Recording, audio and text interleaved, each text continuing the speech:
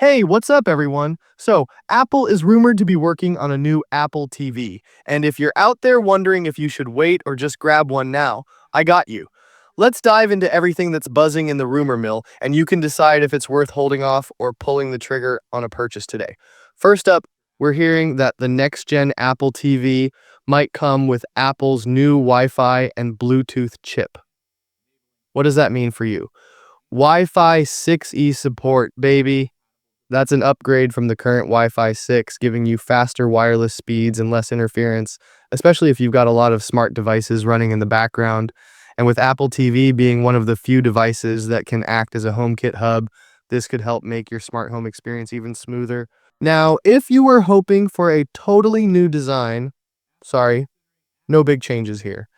The box might get a little thinner. Apple loves slimming down their gadgets, but expect the same ports and connections as before: HDMI, gigabit Ethernet, and a power connector. So, if you're all about that sleek, minimal look, you're not getting a crazy overhaul. Performance-wise, the new Apple TV is rumored to come with a new chip, possibly the A17 Pro. Why does this matter? Well, the current Apple TV is rocking the A15 Bionic, which is still super capable. But with the A17 Pro, we're talking next level gaming performance, faster processing, and maybe even some AI-driven features. Imagine the Apple TV recommending shows based on your preferences, or maybe even gaming enhancements with hardware accelerated ray tracing. Hold on, here's a curveball. The new Apple TV might actually get a price drop. Analysts are predicting it could come in under $100, down from the current $129 to $149 range. That would make it even more tempting if you're on the fence about upgrading.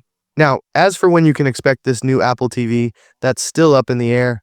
Past Apple TV releases have been all over the place, with launches in October, March, and even September twice. But the latest whispers say we might be looking at late 2025, between September and December. But hey, I want to know what you think. Are you waiting for the new Apple TV or are you grabbing the current one? Drop your thoughts in the comments below. Thanks for watching, and I'll catch you in the next one.